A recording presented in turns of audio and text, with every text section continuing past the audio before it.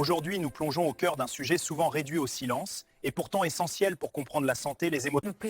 El m'espera côté les émotions et l'intimité des femmes, le mystère du plaisir féminin, un mystère biologique, psychologique, social et parfois même spirituel. Pourquoi est-il si complexe?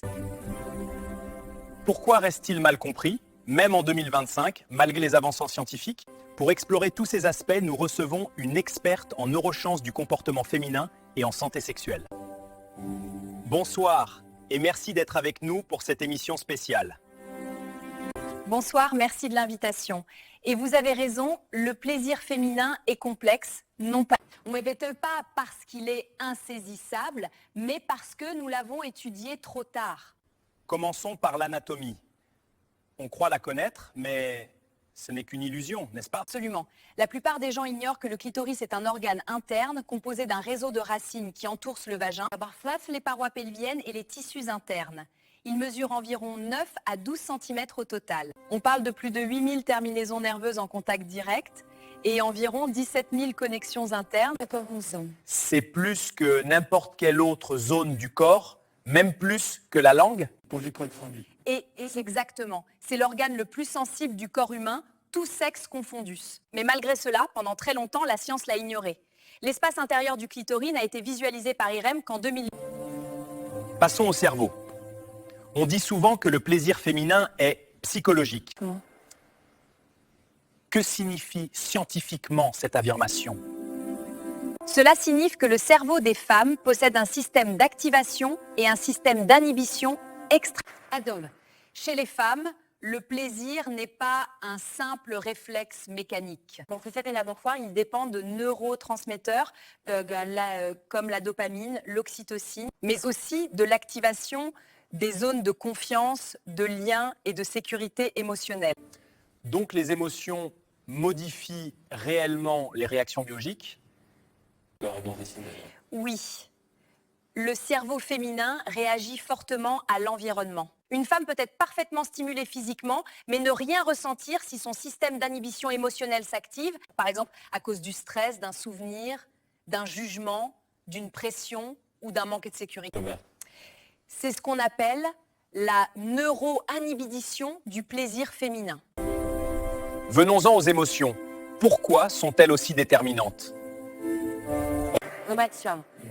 Parce que chez une grande partie des femmes, le désir est contextuel. Il naît d'une combinaison de connexions émotionnelles, de confiance, d'intimité, de respect, de communication et d'un sentiment de présence. Beaucoup de femmes ont un désir réactif, pas spontané. Elles ne veulent pas au début, mais elles se réveillent pendant l'intimité. Ce n'est ni un dysfonctionnement, ni un manque d'intérêt, c'est une variation naturelle du désir humain. Est-ce pour cela que certaines femmes disent « je n'ai pas envie, mais une fois que ça commence, je ressens tout ». Exactement. Ce n'est pas un problème, c'est une réalité biologique. Les émotions ouvrent la porte, le corps suit, puis le désir se construit comme une vague. Parlons de l'orgasme féminin. Pourquoi est-il souvent présenté comme difficile ou rare? Parce que nous avons hérité d'une vision masculine de l'orgasme, linéaire, prévisible, mécanique. Chez beaucoup de femmes, l'orgasme est plus semblable à une montée progressive, influencée par la respiration, le rythme, le calme mental et la stimulation intrapelée. Et surtout, la pression tue l'orgasme féminin. Alors, la pression? Oui, pression de performer, pression de réussir, pression de ne pas décevoir, pression d'aller vite, pression de ressembler à ce que l'on voit dans les films. Du foire, une femme sous pression se coupe de ses sensations. Son cerveau passe en mode analyse au lieu d'être en mode réception. On constate donc que le plaisir féminin est beaucoup plus intérieur que ce qu'on imagine. Oui, il est intérieur dans le sens anatomique, psychologique et émotionnel. Le sexe féminin est un système délicat, sensible, intelligemment conçu pour ressentir, s'adapter et s'ouvrir progressivement. Ce n'est pas une porte qu'on force. C'est une fleur qui s'ouvre à la bonne lumière. Est-ce pour cela que les expériences de vie, l'éducation ou même les blessures psychologiques influence autant le plaisir? Oui. Le corps féminin a une mémoire. Tout ce qui touche à la confiance, évolutivement au consentement, au rapport au corps, peut influencer la capacité à ressentir du plaisir. Le plaisir féminin n'est pas qu'une réponse physiologique, c'est une expérience globale. Et le rôle de la communication dans tout ça? Ouais, il est fondamental. Sans communication, impossible d'explorer, impossible d'apprendre, impossible de dépasser les blocages. Le plaisir féminin s'épanouit dans un espace où l'on peut dire « oui, je veux ça » et aussi « non, je ne veux pas ça ». Voilà ce que j'aime, voilà ce que je ressens, voilà ce qui me gêne.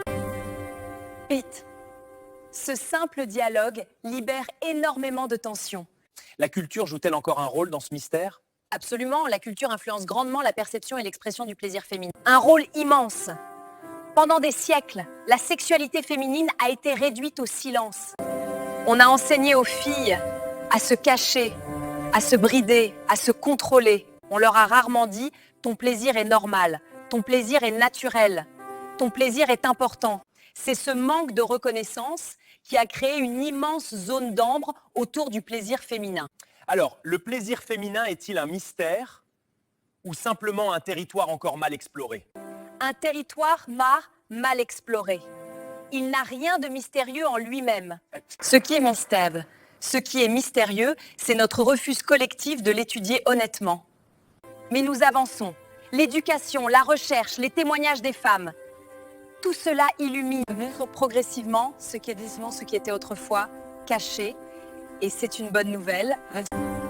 C'est comprendre le plaisir féminin, c'est comprendre une part essentielle de l'humanité.